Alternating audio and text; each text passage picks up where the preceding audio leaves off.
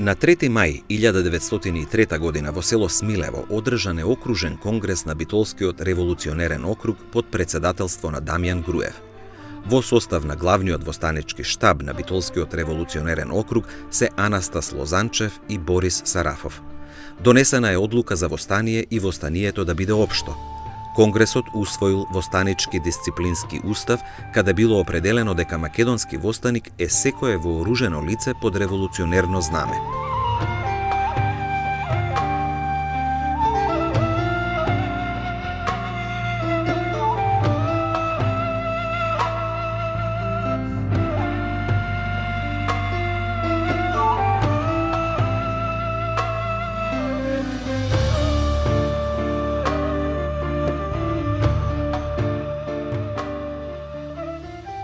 Македонски востаник е секое вооружено лице под револуционерно знаме. Востаникот се обврзува со заклетва да ги брани интересите на својата татковина Македонија до последната капка крв, исполнувајќи ја дадената заклетва.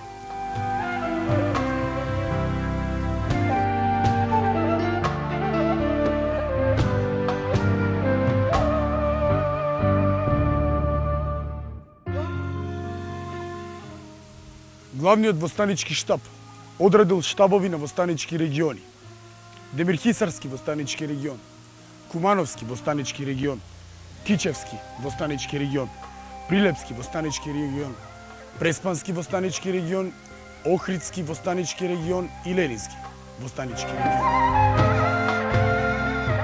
Конгресот го овластил главниот штаб да го определи денот и времето на почетокот на востанието. Востаничките сили во сите реони требало во исто време да ги започнат вооружените дејствија. Конгресот избрал две помошни тела на главниот штаб: Политичко биро за информирање со следниве задачи: Информирање на странските конзули, на други странски лица и на дописници на странски весници во Македонија. Исто така и да се собираат разни информации од доверлив карактер. Главниот штаб го именувал Панче Дорев, млад правник, како представник на односите со дипломатските представници и странските дописници. И одделение од воени инструктори од 6 члена, кое било задолжено за изведување воена обука за војводите на четите и за востаниците до почетокот на востанието.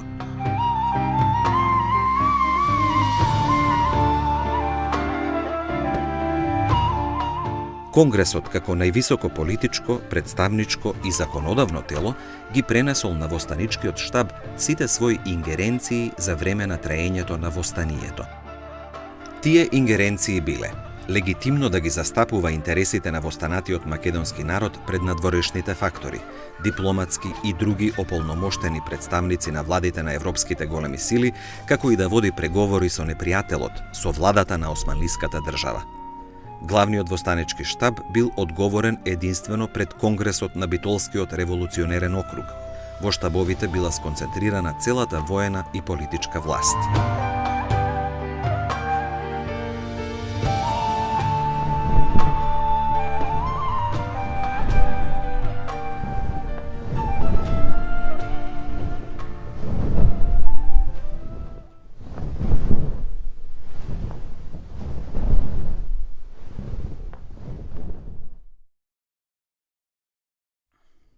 На 28 јули главниот востанички штаб во село Буф, Леринско, донесува одлука востанието да започне на ден Свети Илија, на 2 август.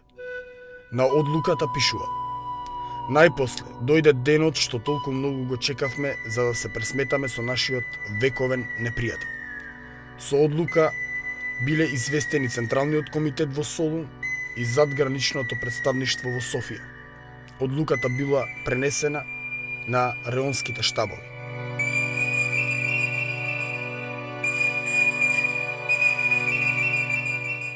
Штабот издал проглас до народот. Го повикал народот од цела Македонија на оружена борба. Под знаме на слободата. Прогласот завршил со повиците: за македонско победоносно ура! Да живее автономна Македонија! До крајот на јули, сите 10 реонски штабови биле подготвени за преземање на оружени дејствија. Војводите, постапувајќи по наредба на главниот штаб, борбените дејства ги започнале на 2 август со напад на гарнизоните на војската и другите воени објекти на османлиската држава. Штабот на Демирхисарскиот востанички реон во состав Иван Делев, Парашкев Цветков и Ѓорѓи Павлов имал на располагање 6 вооружени востанички чети од 158 востаници. На 31. јули добил одлука за кревање на востание.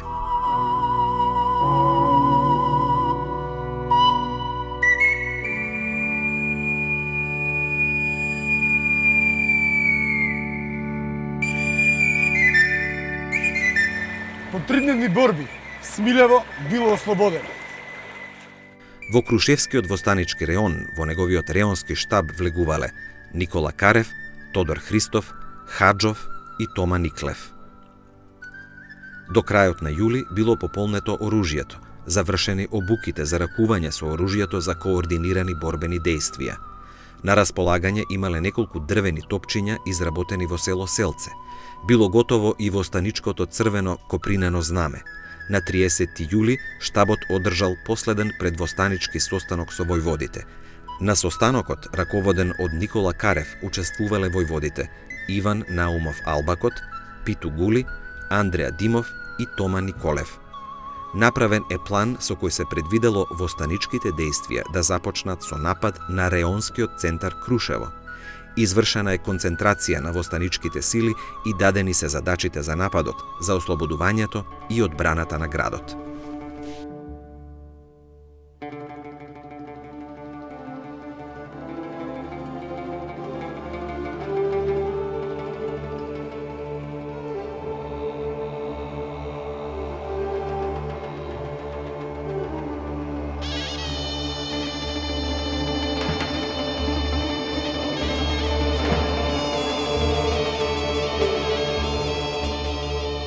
На 2 август штабот го објавил востанието и со свој текст писмено му се обраќа на населението. Денес целата Крушевска околија, заедно со цела Македонија, крева востание. Чекаме ноќе, за да дојдеме и да го заземеме Крушево, та заедно со целиот народ да го извикаме победоносното македонско ура! Бог и правото е со нас. Да живее Македонија!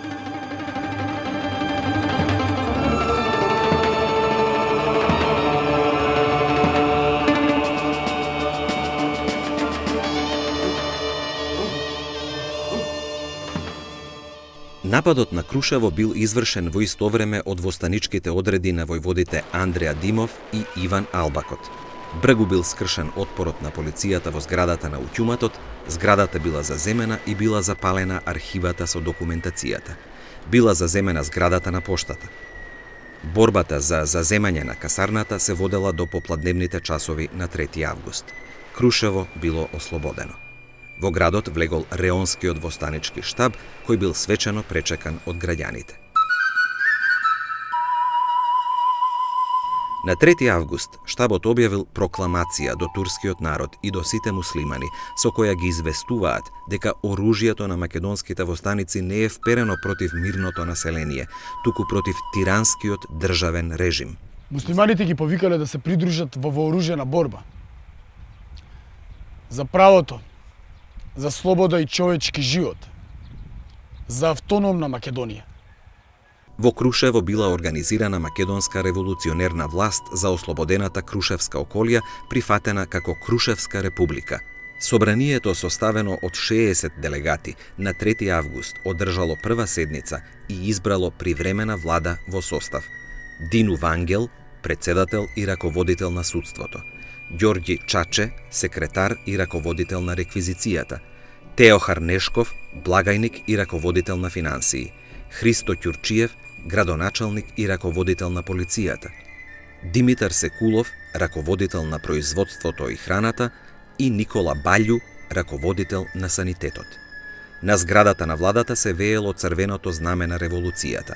Привремената влада вршала оданочување, грижа за храна, за обувки, вооружување, организирање на здравствената заштита на болни и ранети во станици и граѓани во градот и селата, обезбедување на ред и мир, казнување на сторителите на престапи.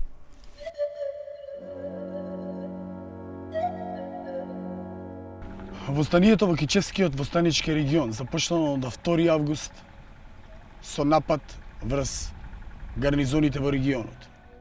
На 8 август востаниците во реонот на село Рабетино запреле продор на војска на околу 2500 војници и башибозук од околу 1000 и ги присилиле на отстапување. После тоа, до почетокот на септември, во тој реон и во Порече, војската не навлегувала. На слободната територија била организирана востаничка власт и била извршена подготовка за одбрана. Реонскиот штаб на Прилепскиот востанички регион во состав Петар Ацев, Пере Тошев, Јордан Тренков и Никола Русински имале на располагање неколку востанички чети. Четата на војводата Петар Ацев, Толе Паша, Христо Оклев, Тодор Златков и други, и селска милиција од околу 500 до 600 востаници. Востаничките дејствија почнале на 2 август со диверзантски акции на комуникациите, рушење мостови, прекинување телефонски врски. Се воделе борби кај село Паралово на Селечка планина, потоа кај село Дуње со 7000 војска. Непосредно пред тоа во реонот пристигнал Ѓорче Петров и Лука Иванов со свој чети од 130 борци, со резерви на бомби, муниција и експлозив.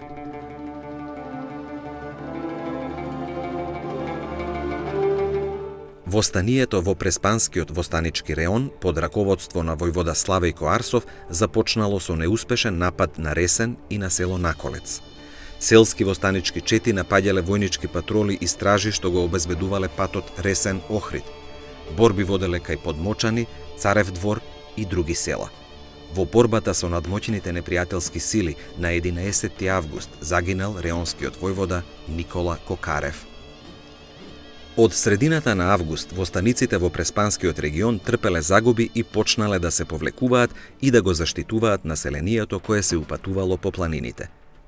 2000 бегалско население ја штитело четата на војводата Спиро Олчев, со чамци се префрлило на островот Голем град во Преспанското езеро. Таму живеело слободно до 20 септември. Османлиската војска добила заселување. До крајот на септември запреле востаничките борби во регионот.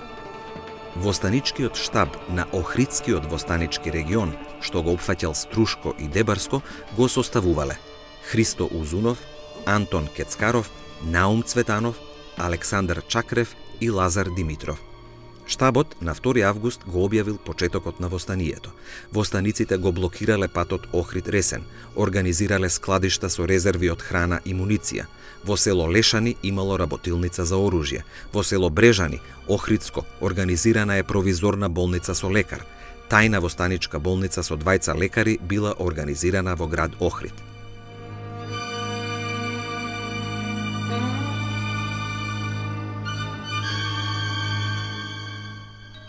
На 30 и на 31 август одред од 117 востаници водел борба со 3000 војска и башибозук кај село Куратица, Охридско.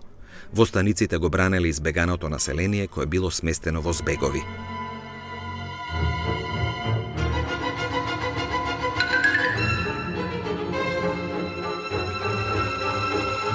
Војската извршила масовен колеш на невооруженото население. Биле убиени повеќе од 200 мажи, жени и деца. Жените биле силувани. Востаничкиот штаб во вакви услови донел одлука за распуштање на востаничките чети. Востаниците во Леринскиот востанички регион под раководство на реонскиот штаб во состав Ѓорѓи Попхристов, Лечо Церовски и Коста Груев вршеле оружени акции и диверзии на витални објекти како железницата Солун Битола и телеграфот.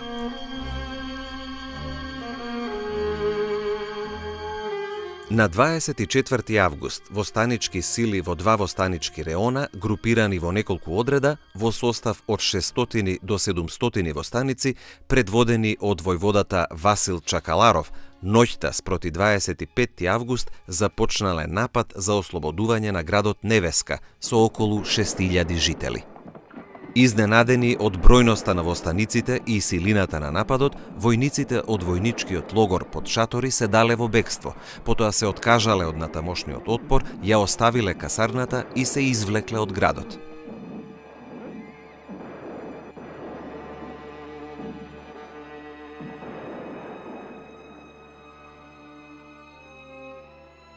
Востаниците заплениле поголемо количество оружје, муниција и опрема.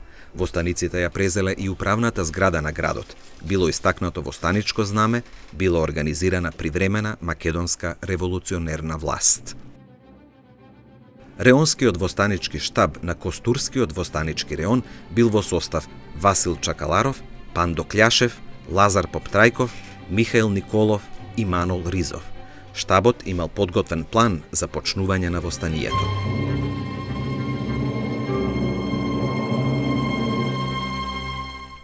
На 4 август започнал нападот на Клисура. По целодневна борба востаничките одреди од околу 700 востаници без човечки загуби ја присилиле воената единица од гарнизонот од околу 2000 војници да отстапат и да заминат од градот. Востаничките одреди како регуларна војничка формација во војнички строј дефилирале пред членовите на штабот. Во градот и секаде на слободната територија била организирана македонска револуционерна власт, што се одржала до 28 август.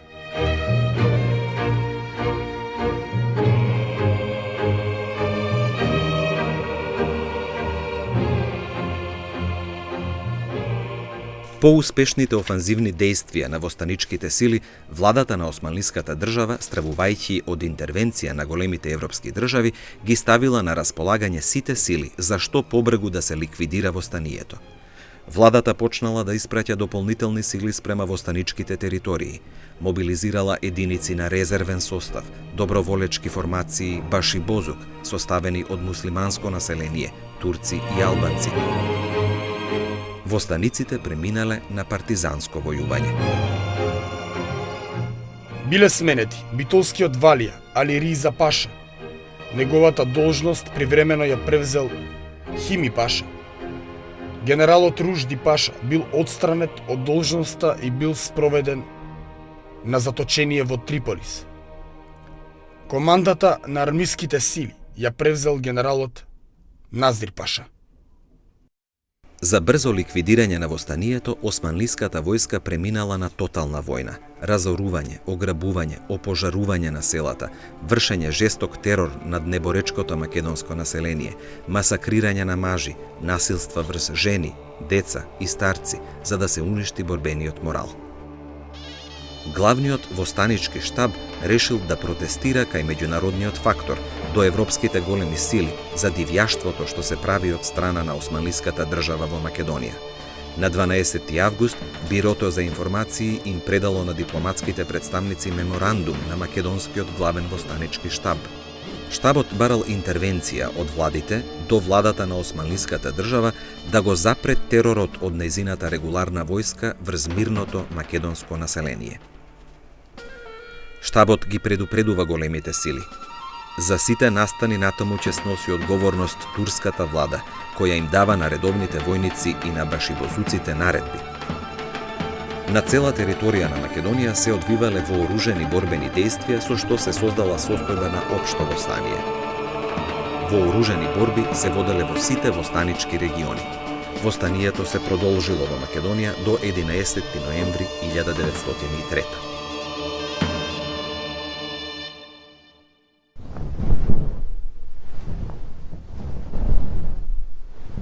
Главниот востанички штаб се самораспушти. Во анализата констатира дека 1. Илинденското востание беше дело на целиот македонски народ. Голем акт што не стави во редот на народите достојни за слобода. 2.